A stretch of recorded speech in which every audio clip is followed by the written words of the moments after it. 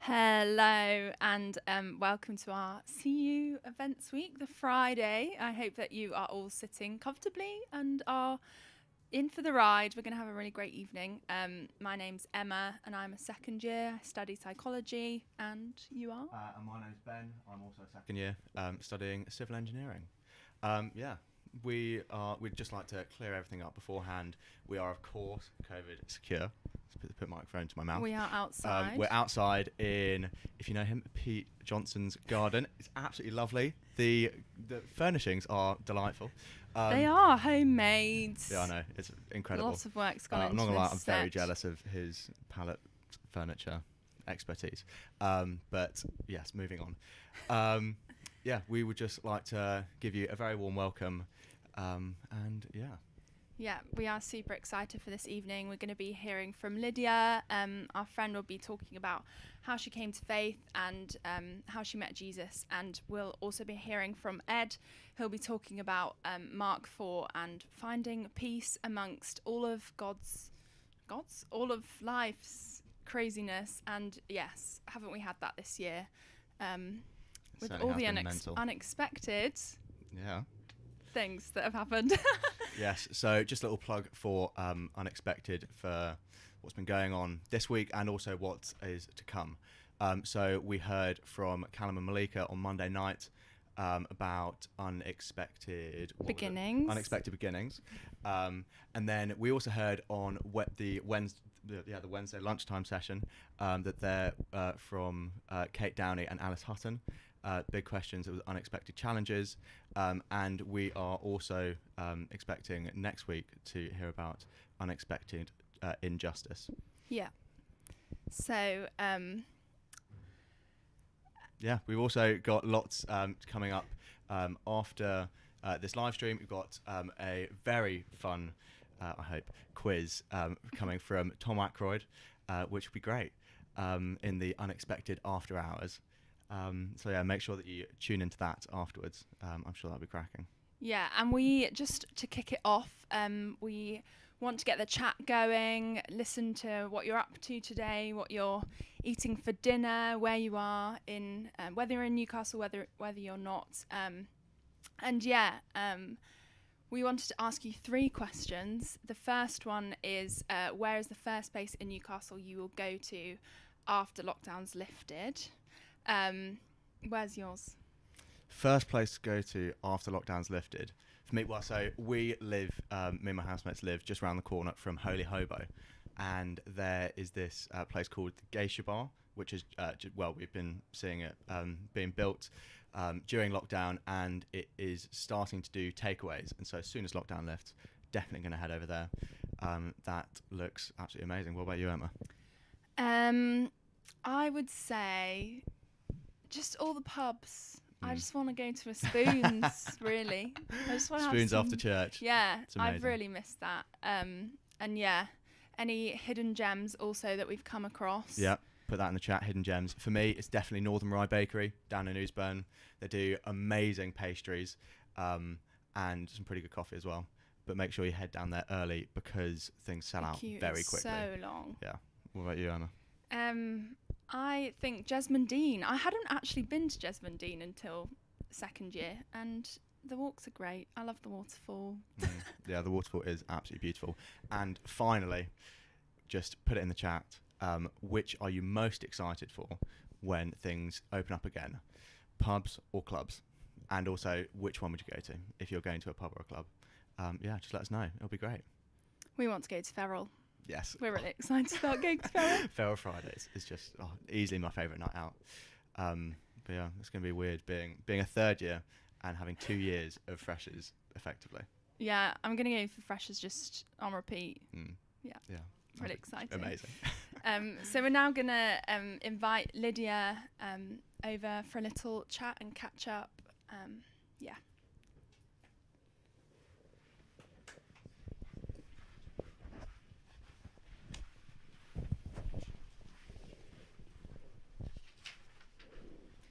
Hello.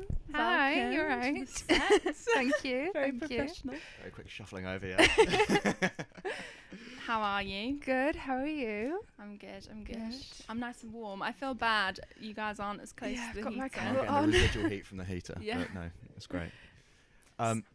Yeah, so Lydia, we would just like, it would be amazing if you could just give us a little introduction to yourself. So who are you? What did you study? How are you tied with Newcastle?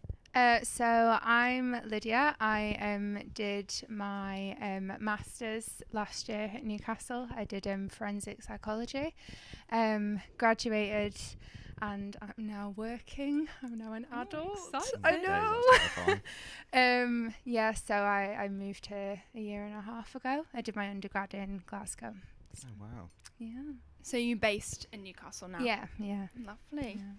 Yeah. And so tell us a bit about your upbringing, what life was like. I grew up in a Christian household. My dad was the minister of the church, so it was quite a strong Christian household. My parents both went to Bible college, and I guess I never really questioned that God was real, because I'd always been told that he was real, and it was just something that I was brought up believing. And then I got to high school and kind of realised it wasn't cool to be a Christian, and I wanted to fit in. So I very much decided, I don't think it is for me. I don't even know if it's real. I don't have a clue really. So I just decided to kind of go with everyone else. My brother was older and he also had strayed, which made it a lot easier, because it was like, oh, it's both of us together, you know. And it just felt like it was, I just associate Christianity as kind of a childhood thing for me. And then obviously turned 18, started going out drinking a bit before as well, and partying and having what I thought was a nice time, but I put all my value in people. Like, my entire worth was defined by people, and that was really problematic, because it meant that I most of the time felt like I had no worth, and like I didn't have any value, and I had really toxic friendships with people. And then in my second year of uni, I lived with my friend, and it just was so toxic, and I actually ended up nearly becoming homeless after a few months, and having to kind of emergency move back into halls. And my friend basically also spread loads of lies about me, and so I lost pretty much my entire friendship group. And that was really hard, because I'd gone from putting all my value in people to then basically kind of not having anyone, and definitely it felt like a real rejection for me. I then basically was in a really dark place. I would literally go to my lectures and come back to my kind of grotty box room, and I actually started drinking on my own in my room, self-harming. Just really thinking of ending it, to be honest. It was a really dark time for me. And I'm originally from Glasgow, and then I moved to Warrington when I was about 4. So we had fake aunties there. So my mum contacted one of my kind of fake aunties and was like, Lydia needs friends. So my auntie basically like organised this girl to kind of hang out with me. And I went to hang out with her, and straight away she was like, oh, you're a Christian? And I was like, oh no, I'm not interested, don't talk to me about it. But I actually got on really well with her. And then she then basically was like, do you want to go for lunch next week? And I was like, yeah, okay, that would be nice. And I got in the car, and on the way we just kept picking up all these middle-aged women. I was like, this is a really weird lunch. And then we got out of the car, and it was basically this building in like a really dodgy area of Glasgow. And I went in, and lunch was finger food, and there was a cross in the middle of the room, and I completely freaked out, and I went and hid in the bathroom for a while. And then I came out of the bathroom and decided I'm just gonna have to sit down and deal with it, and whatever this is, just deal with whatever it is. And I found that most of the people there actually had been addicted to alcohol and drugs, and were just so on fire for Jesus, in a good way, like passionate fire. And they were just like shouting Jesus, because he completely like saved their lives. And I was like, oh, this is really intimidating. And this woman got up to share her testimony, which is basically how she became a Christian. And I remember it had such an effect on me because it's kind of the first time I'd really heard God being loving in that way. And it freaked me out so much. So I basically, when I got back to my horse, I phoned my mum and I was like, you have to tell her to never take me there again. I'm never going back. I don't even want to hang out with her. I can't do it. So I just started kind of spiraling again, and I was doing really bad. And then Donald Trump became president and I completely freaked out. And I was like, oh my gosh, it's the end of the world. I don't know what I'm going to do. I'm going to be on my own. And my brother he'd become a Christian. And that had really kind of created a divide between us, because I felt like I couldn't talk to him anymore, because I was like, oh, he's now, really on fire for Jesus, and I'm just not. I don't even know if God's real. So I phoned my mum and I basically just said to her, I don't think I believe in God, and if I do, I don't think I love God. Like I don't have any kind of connection with God at all. I said, what do I do? And she said, just try and read the Bible. So she ordered me a Bible, and I started reading it, and she said to read Mark, because he was kind of one of Jesus' disciples, and he really loved Jesus. And you can kind of, when you read Mark, you can hear that.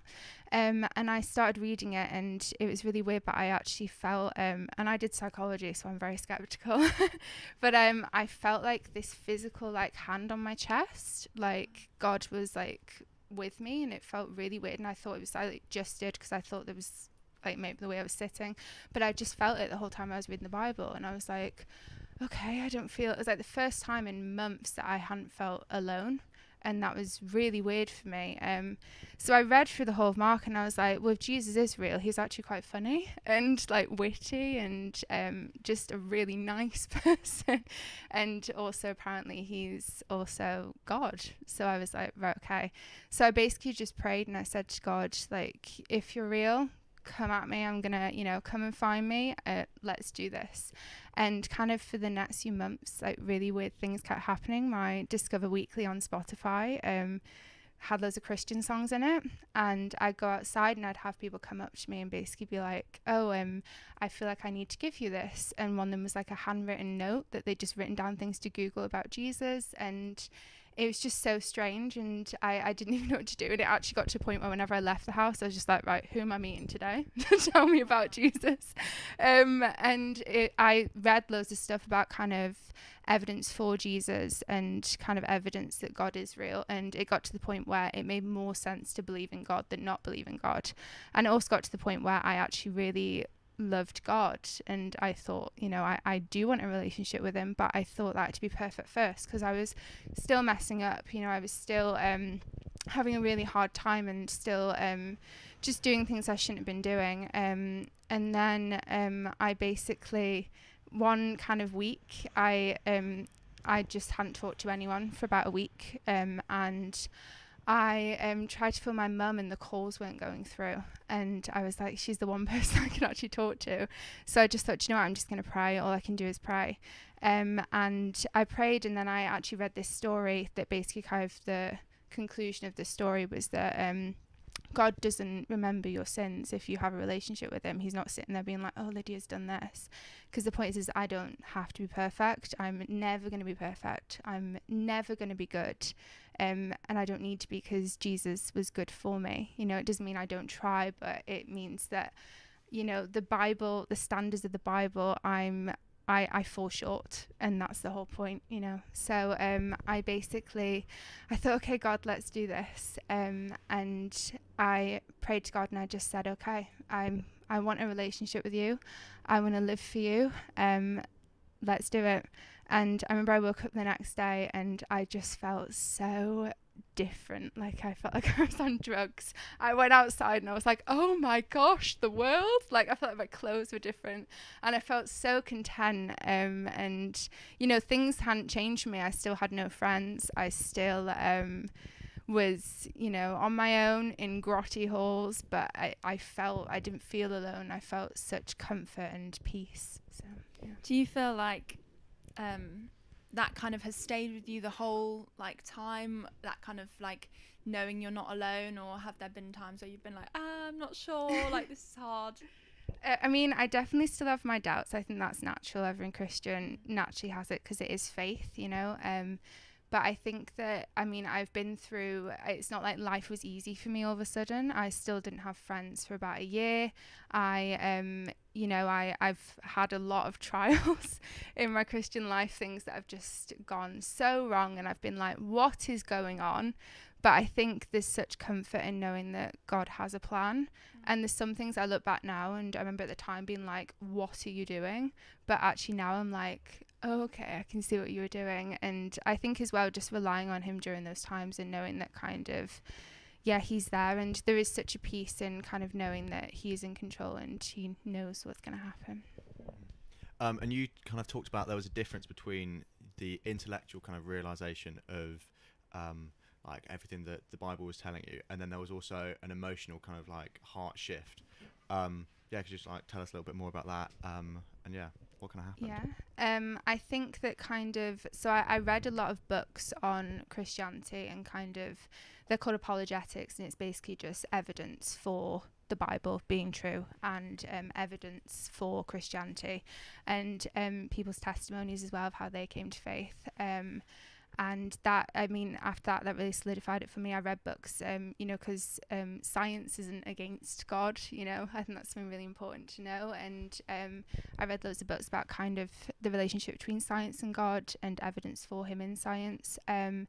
And I think actually the biggest thing for me was the emotional thing, because I still don't know everything about the Bible. I've still not read the whole Bible. I don't know everything about it, but I think that I just have such a belief that he's there and I can see him in my life. So, yeah. Yeah, it's cool. It reminds me of, I watched this interview a few months ago where the girl was talking about how she just wakes up every morning and thinks, oh, like a father, God's watching over us as we sleep and excited for us to wake up and to just spend the day with us. And actually, like, that thing of you going outside and being like, wow, creation, like, that's exactly it, is just spending like days with Jesus. And it's, yeah, really amazing. So how did you kind of connect? Did you connect to other Christians, like going forward into the CU and that kind of thing? Yeah, so actually, when I was kind of trying to find God, I tried to go to church. And I remember I got there and I walked around the building and then I went home. And then the second time I went in and then I went home. So definitely it took quite a big step for me to kind of find church, but I ended up finding a really great church and I got kind of hooked in a small group. I also tried to go to Christian Union as well in Strathclyde, and yeah, it was just really nice to meet other Christians. And so I think if you have just become a Christian, the best thing you can do is find a church. It's not as intimidating as it seems. People are really friendly and get stuck in that, and you do get such a sense of community and fellowship, especially during these times as well. It's lovely having people. Yeah. And if you are wondering about joining CU or thinking about church or just have any other questions, then we have this Slido webpage, slido.com. We have the link there. It might be in the chat. Who knows? So if it's not in the chat, then just type into Google slido.com and enter 19809. And it's a place where you can anonymously enter questions, and we'll have some time to answer them later on. Yeah, there'll be a Q&A later with Ed, who's going to be speaking to us in a second, and he'll be there to answer all of your questions. Yeah, and so one last question. So if you were talking to someone who was looking into Jesus and had heard about him, or even had absolutely no idea, but just kind of stumbled upon this live stream, what would you say to them? I actually think the best thing you can do is read the Bible. That is, we believe it is the word of God. And I think that, that's where you're going to find the most truth and the most evidence for kind of God. And you don't have to go out and buy one. There's free apps. It's also on the internet. So I think just read the Bible. That's the best kind of evidence I can find. And Mark's a good one to start with. Nice and short, that. So amazing. We've got our talk now by Ed Preston, and yes, so yeah, we'll just introduce him now, and we will see you shortly.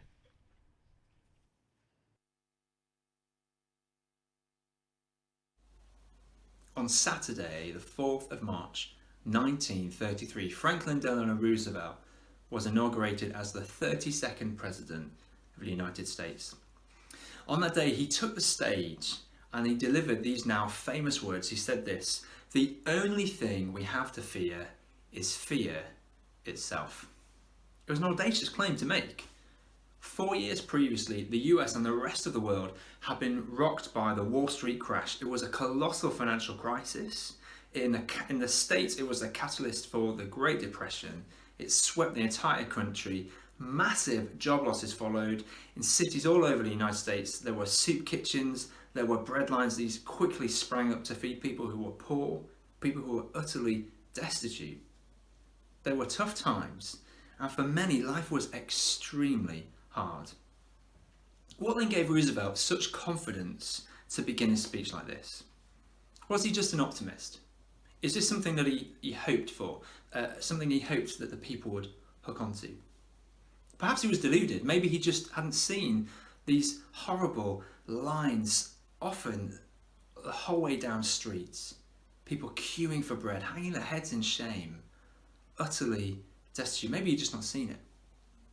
Well, I'm not a history teacher, and most of you at least I'm sure will be pleased to hear this is not a history lesson. But what it seems to me is that Roosevelt wasn't just an optimist, and I don't think he was deluded. Rather, I think he was inviting them to trust him, inviting his listeners to trust in him.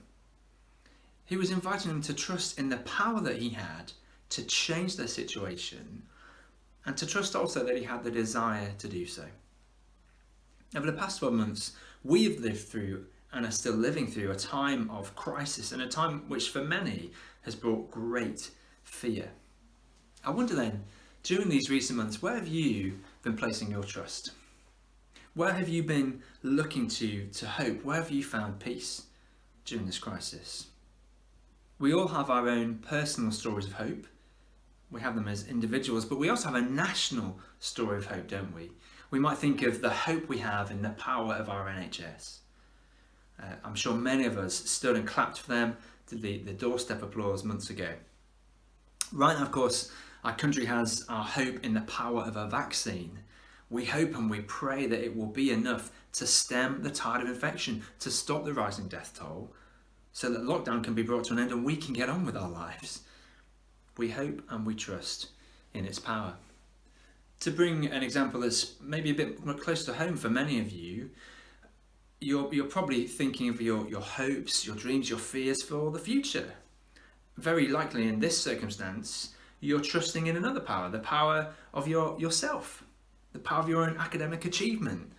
Perhaps your trusting and your hope is that by working hard enough, by being diligent, by excelling in your chosen field, you'll demonstrate to whoever might employ you that you have greater skill, greater ability, greater powers than the other people applying, and secure yourself that dream job. Or maybe another example, perhaps the power of popularity. Maybe this is something you look to. Your trust is in being the most attractive, the most fun, the most outgoing, life and soul of the party kind of person that you ever could be. You trust that by using this power, you will make people love you, you'll be secure. Or whatever the circumstance, whatever the fear, whether it's big or small, we look to power to overcome. And hey, I think that's normal, it's natural, it's entirely appropriate, isn't it, at times to be looking onto the appropriate power to get us through something. But if these past few months have shown us just how much we trust and we hope in power, I think it's also shown us how fragile the objects of our trust so often show themselves to be. Because you can trust in your academic prowess, your academic achievement, but not even perfect grades and glowing references can prevent you and can guarantee that you will never experience unemployment and joblessness. And you can trust in the power of your popularity, but we've seen just how quickly that can be taken from you, how quickly it can be hollowed out to almost nothing as we're forced to isolate, to hide away in our homes, away from the people that we know and love. And even we can trust in our NHS, and we can even trust in vaccines. But institutions like that, as good as they are, with dedicated staff, with passionate healthcare professionals, and even a COVID vaccine that was 110% effective, ultimately can't stave off death, which will come to all of us. Each of these objects of hope, each of these expressions of power, they can only ever go so far. Every one of them can disappear. They can go in a blink of an eye. They can go just like that. What then are we to do? Despair. Perhaps we just choose to never trust in anything, never trust in anyone. Well, I think we'd agree that is not a healthy way to live. Maybe then we just need to learn to accept the limitations of life, accept that it's not a case of if we get let down, but more when we're let down by one of these. Well, I think there's some sense in that. That's not an entirely unreasonable position to take, but that's not what I'm suggesting this evening. I'm suggesting to you tonight that you stop putting your trust in power that offers you anything less than perfect peace in the best of times and even the worst of times. This evening I want to share with you why those in the Christian Union in Newcastle, why Christians across the ages are utterly convinced that it is Jesus Christ, that he is the only one who offers such perfect peace in every kind of circumstance. And look, I know this too is an audacious claim, but I hope you'll come with me. Because I'm not suggesting that you live a life without hope. I'm suggesting you come and find the greatest hope, the greatest peace. I'm suggesting you stop trusting in whatever you've trusted in before and come and trust in Jesus and find his unexpected peace. Again, I know, an audacious claim, but it's our sincere belief, it's our sincere experience that by coming to Jesus, we find someone who has genuinely broad enough shoulders to take the biggest and the smallest hopes, dreams, fears and failures we can bring to him. That he alone has the power to grant us such peace in every kind of circumstance. It's our hope that you will come and you would experience this yourself. We're gonna see this from another snapshot in Mark's Gospel. We've already seen one on Monday. We're going to look at our second one this evening. Before we jump into that though, let me just ask you this question. You might have lots of questions and that's okay, but let me ask you this. If you could have this peace, if you had a peace that was with you in every circumstance through the very highest experiences you could have and the lowest, deepest depths you could ever descend to, wouldn't you want it? How would your life change if you had that kind of peace, if you had that kind of person who you could trust was always there? Well, look, let's dive into our story for this evening. Our story is taken from Mark chapter 4.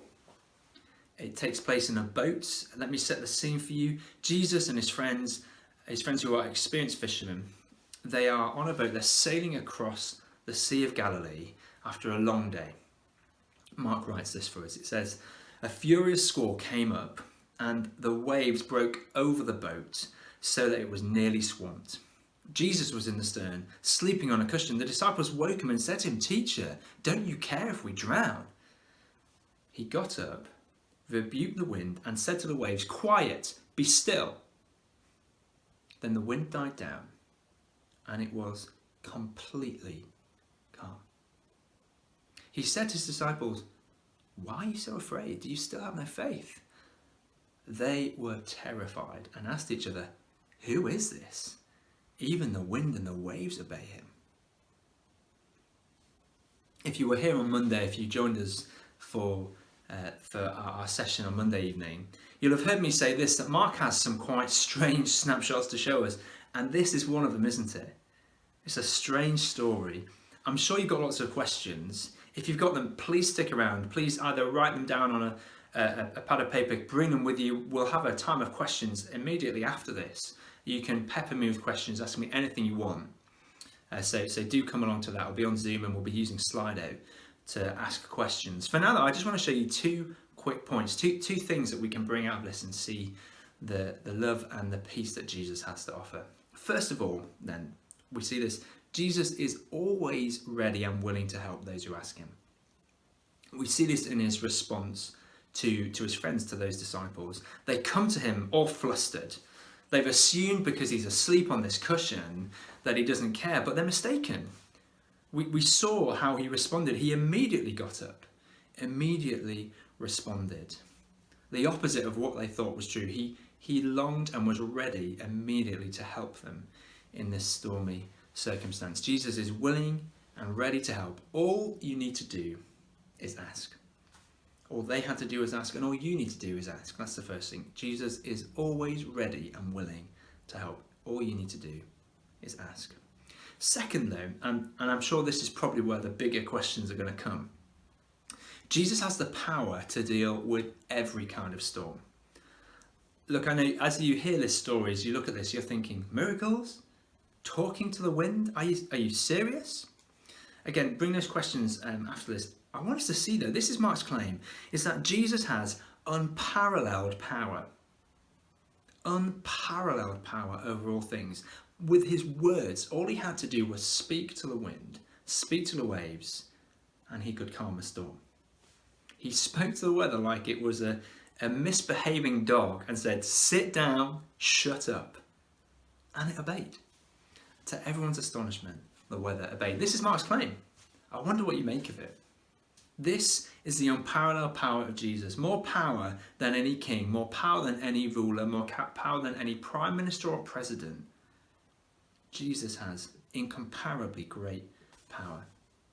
But he doesn't wield it for himself. Isn't that remarkable? He doesn't wield it just for his friends. He wields it for all who would ask. He wields it with love.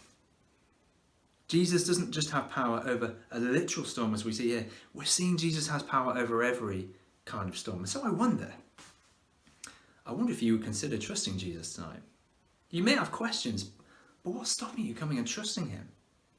He has a heart that is ready for you, that is ready to respond the minute you ask, and he has incomparably great power. What's stopping you from coming to him? He invites you to come and place your trust in him, to lean on him, to take shelter in him through every and any kind of storm. He's willing, his heart is open, and truly he's able to deal with any storm we come through the choppiest of waters in life, and even through death. This snapshot, this story that Mark has recorded for us, it's a violent picture, isn't it? It's a violent scene. And later on, Mark is going to take us to yet another violent scene, another storm. The sky will be darkened. The mood is bleak.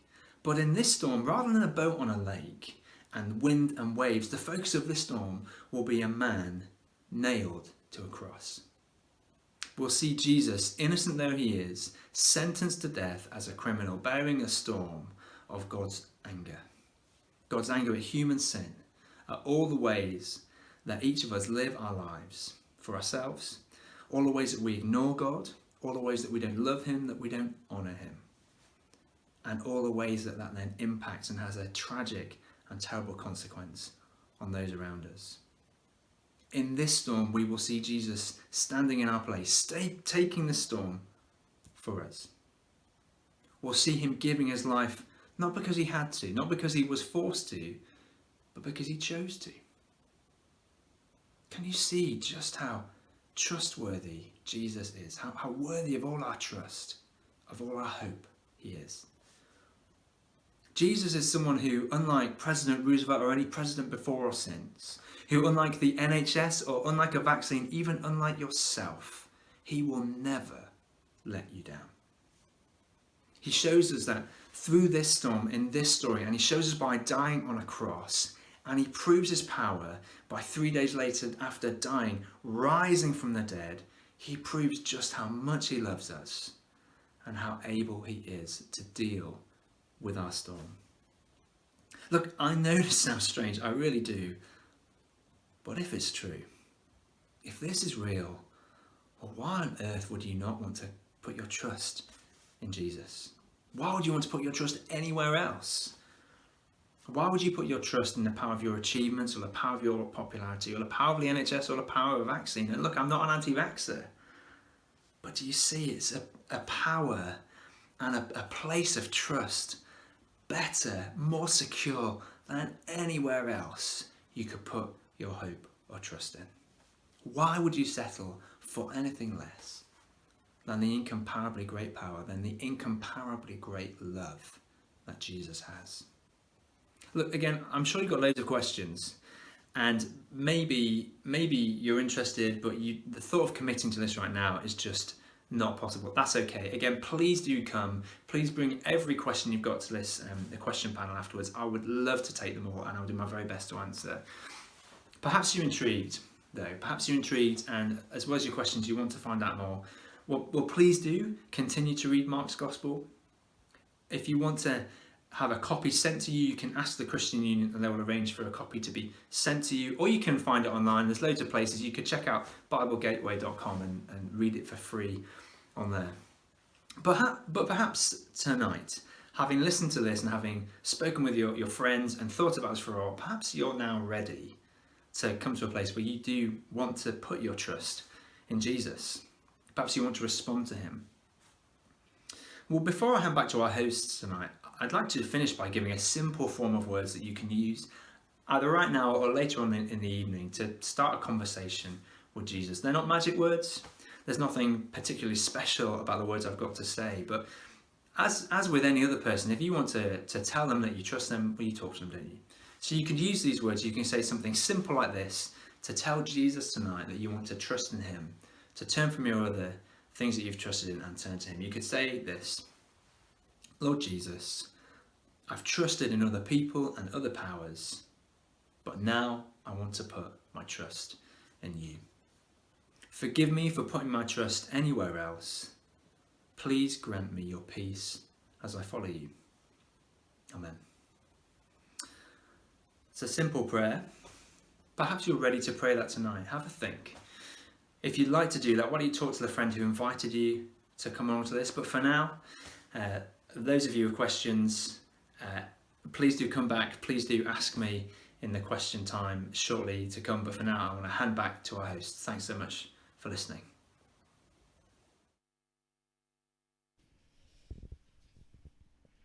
Is he called Ed? Yeah.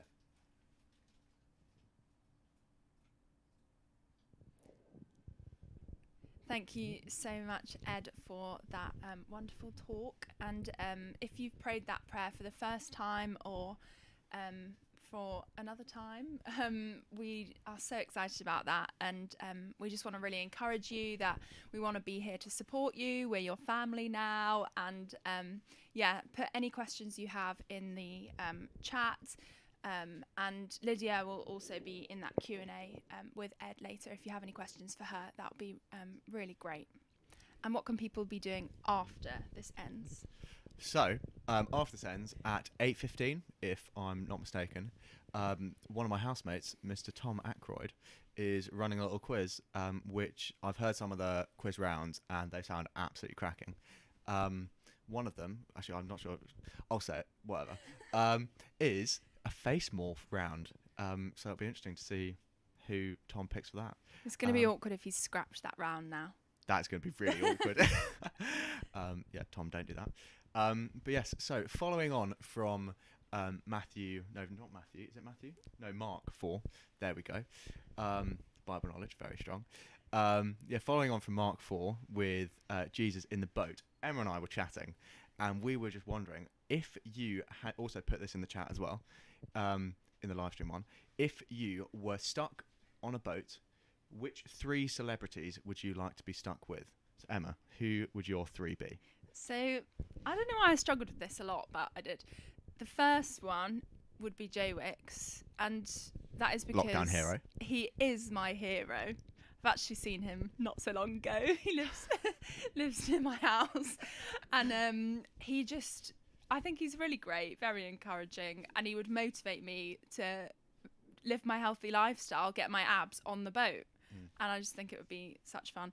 And then the other one would be Harry Styles, because we all need a bit of Harry Styles in our life, and the music, yeah, great. And then the final one, as a rower, which I might be stealing one of yours, but any rower will do, to be honest, should carry us along. Matthew Pinson, let's go for that one. Also met him, but we'll just left, right, so my 3 celebrities would be, I also had a very similar thought, a rower, Steve Redgrave, because he could just kind of row us the Atlantic easy. And I also thought I'm going to need someone to keep my moods up, And if you know me, I absolutely love a bit of James Acaster in my life. And so 100% James Acaster, he is hilarious. And also, I kind of thought, you know what, make a little bit more room in the boat for me, and me and James and Steve, and get Michael Phelps along, because he's basically a human fish.